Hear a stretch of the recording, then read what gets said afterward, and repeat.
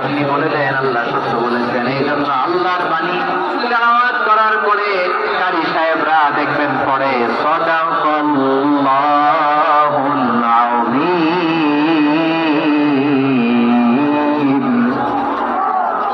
কোরআন তেলাওয়াতের পরে কারি সাহেবরা বলে না সাদাকাল্লাহুল আযীম, এর কারণ আল্লাহ তাআলা কোরআনেই বলেছেন কুল সাদাকাল্লাহ, আপনি বলুন আল্লাহ সত্য বলেছেন।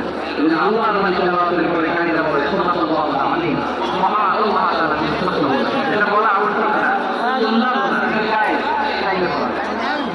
তার মানে আল্লাহ তাআলা সত্যবাদী, আমার নবী ছিলেন সত্যবাদী, আল্লাহর হাবিব ছিলেন সাদিকুল আমিন, সত্যবাদী আমার উদ্ধার, আমার নবী চাইতে বেশি আমার উদ্ধার মক্কায় কেউ ছিল না।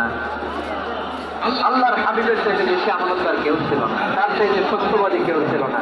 আমার নবী ওনার গোটা জিন্দেগিতে একটা মিথ্যাও বলে নাই। সুবহানাল্লাহ পড়ে নাই। আল্লাহর হাবিব রাহমাতুল লিল আলামিন জিন্দেগিতে কখনো একটা মিথ্যা বলেছেন? কথা কি শুনতেছেন? হ্যাঁ, শুনতেছেন? আল্লাহর নবী জীবনে মিথ্যা বলতেন?